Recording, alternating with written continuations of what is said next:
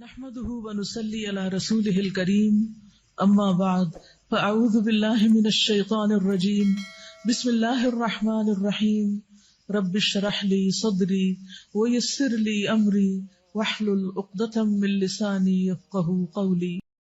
اللہ تعالیٰ کو یاد کرنا خوبصورت ترین کاموں میں سے ایک کام ہے، بہترین عبادات میں سے ایک عبادت ہے۔ قرآن پاک میں اللہ تعالیٰ اس کے بارے میں فرماتے ہیں وَلَذِكْرُ اللَّهِ أَكْبَرُ، اور اللہ کا ذکر بہت بڑا کام ہے، بہت اچھا کام ہے۔ حقیقت یہ ہے کہ انسان جس چیز سے محبت کرتا ہے اس کو ضرور یاد کرتا ہے، اس کا ذکر کرتا ہے، دل ہی دل میں بھی اور زبان سے بھی، کیونکہ جس چیز کی محبت انسان کے دل میں ہوتی ہے وہ چیز زبان پر آ کر رہتی ہے۔ یہ ہو نہیں سکتا کہ ہم اللہ تعالیٰ سے محبت کرتے ہوں، دل میں اس کو یاد کرتے ہوں، پھر زبان سے اس کا ذکر کرنا بھول جائیں۔ ذکر الہی تو بندہ مومن کی زندگی میں غیر محسوس طریقے سے شامل ہو جاتا ہے، اس کی اس طرح عادت ہو جاتی ہے کہ انسان اٹھتے بیٹھتے چلتے پھرتے تنہائی میں سب کے بیچ میں بیٹھ کر اپنے رب کو یاد کرتا رہتا ہے، دل ہی دل میں یا زیر لب وہ اپنے رب کو کسی حال میں بھی نہیں بھولتا۔ اور بھولے بھی کیوں؟ اس لیے کہ اس کی ذات پر رب کے احسانات ہر ایک سے بڑھ کر ہیں، اس کی نگاہیں ہر طرف رب کے کمالات دیکھتی ہیں، وہ ہر طرف رب کی نعمتوں کو دیکھ کر سرشار ہوتا رہتا ہے۔ وہ جس طرف بھی نظر اٹھاتا ہے وہیں اس کو رب کی قدرت اور تخلیق نظر آتی ہے، اپنے سامنے دائیں بائیں اوپر نیچے ہر طرف زمین آسمان جو کچھ بھی بنا ہوا ہے، جو کچھ بھی پھیلا ہوا ہے وہ سب اس کے رب کا بنایا ہوا ہے، پھر وہ اس رب کو کیسے بھلا سکتا ہے۔ قرآن پاک میں اہل ایمان کو ذکر کرنے کی تلقین کی گئی ہے۔ اللہ سبحانہ و تعالیٰ فرماتے ہیں فَاذْكُرُونِي أَذْكُرْكُمْ، تم مجھے یاد کرو، تم میرا ذکر کرو، میں تمہیں یاد کروں گا۔ ایک اور جگہ پر فرمایا وَاذْكُرْ رَبَّكَ فِي نَفْسِكَ تَضَرُّعًا وَخِيفَةً وَدُونَ الْجَهْرِ مِنَ الْقَوْلِ بِالْغُدُوِّ وَالْآصَالِ وَلَا تَكُن مِّنَ الْغَافِلِينَ، اور اپنے پروردگار کو دل ہی دل میں عاجزی اور خوف کے ساتھ اور آہستہ آواز سے صبح و شام یاد کرتے رہو، اور دیکھنا غافل نہ ہونا، یعنی رب کی یاد سے کبھی بھی غفلت اختیار نہ کرنا۔ ایک اور جگہ پر فرمایا وَاذْكُرُوا اللَّهَ كَثِيرًا لَعَلَّكُمْ تُفْلِحُونَ، اور اللہ کا ذکر کرو کثرت کے ساتھ، بہت زیادہ، کیوں؟ لَعَلَّكُمْ تُفْلِحُونَ، تاکہ تم فلاح پاؤ، کامیاب ہو جاؤ۔ اس سے پتہ چلتا ہے کہ اللہ تعالیٰ کو یاد کرنا کامیابی کی علامت ہے، اللہ کے ذکر میں کامیابی کی ضمانت ہے۔ مومن مردوں اور عورتوں کی صفت قرآن پاک میں یہی بیان کی گئی ہے کہ وہ بہت زیادہ اللہ کا ذکر کرنے والے ہوتے ہیں۔ سورۃ الاحزاب میں آتا ہے وَالذَّاكِرِينَ اللَّهَ كَثِيرًا وَالذَّاكِرَاتِ، اور اللہ کا ذکر کرنے والے مرد اور اللہ کا ذکر کرنے والی عورتیں جو کثرت سے اللہ کا ذکر کرتے ہیں۔ کثیراً اعد اللہ لہم مغفرۃ واجرا عظیما، اللہ نے ان کے لیے بخشش اور بہت بڑے اجر کا وعدہ کر رکھا ہے۔ اور پھر یہ کہ ذکر کرنے کے لیے کوئی خاص وقت مقرر نہیں، انسان ہر حال میں ذکر کر سکتا ہے، ہر وقت میں ذکر کر سکتا ہے۔ نبی صلی اللہ علیہ وسلم کے بارے میں آتا ہے کان یذکر اللہ فی کل احیانہ، آپ ہر وقت میں یعنی ہر قسم کے وقت میں، دن میں یا رات میں، صبح میں یا شام میں اللہ کا ذکر کیا کرتے تھے۔ حدیث پاک میں آتا ہے، حضرت ابو موسیٰ اشعری سے روایت ہے مثل الذی یذکر ربہ والذی لا یذکرہ مثل الحی والمیت، رواہ البخاری۔ آپ صلی اللہ علیہ وسلم نے فرمایا اس شخص کی مثال جو اپنے رب کا ذکر کرتا ہے زندہ انسان کی طرح ہے، اور اس کی مثال جو اپنے رب کا ذکر نہیں کرتا مردہ شخص کی طرح ہے۔ گویا ذکر کرنے والا اور نہ کرنے والا، ان دونوں کے درمیان اتنا ہی فرق ہے جتنا ایک زندہ اور مردہ انسان میں فرق ہوتا ہے۔ اور یہ فرق کتنا بڑا ہے. یعنی انسان تو وہی ہوتا ہے، لیکن زندہ انسان میں اور مردہ انسان میں زندگی اور موت کا فرق ہے.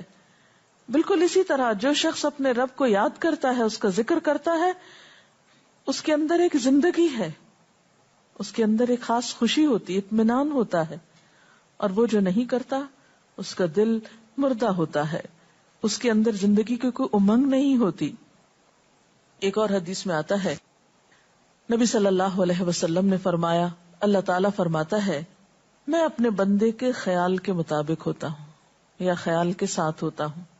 جو خیال وہ میرے بارے میں رکھتا ہے میں اسی کے مطابق اس کے ساتھ معاملہ کرتا ہوں، اور میں اس کے ساتھ ہوتا ہوں جب وہ مجھے یاد کرتا ہے.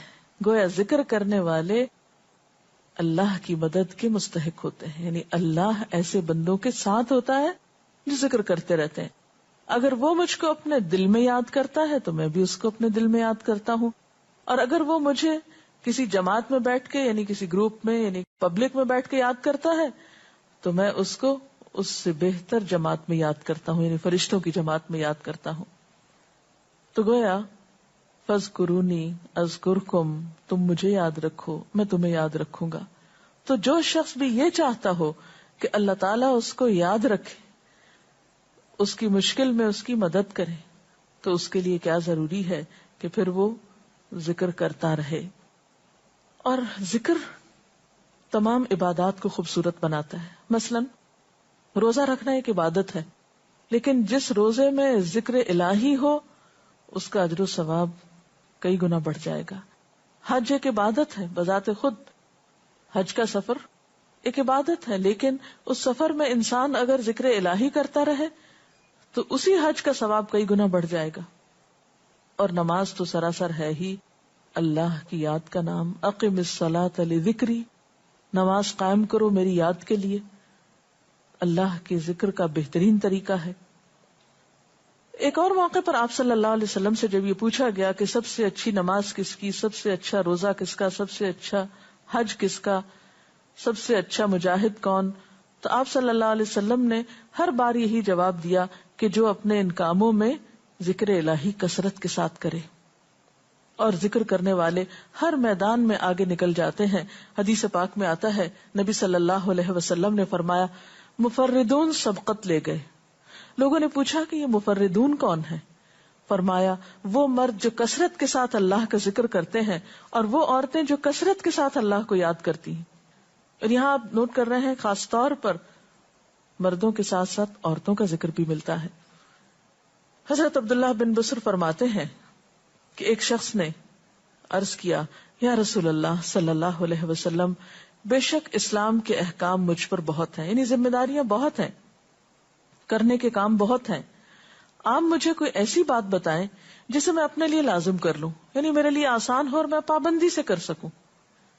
تو آپ صلی اللہ علیہ وسلم نے فرمایا لا یزال لسانک رطبا من ذکر اللہ، کہ ایک چیز پابندی سے پکڑ لو، اور وہ کیا کہ تیری زبان ہمیشہ اللہ کے ذکر سے تر رہے، ہر دم اللہ کو یاد کرتے رہو.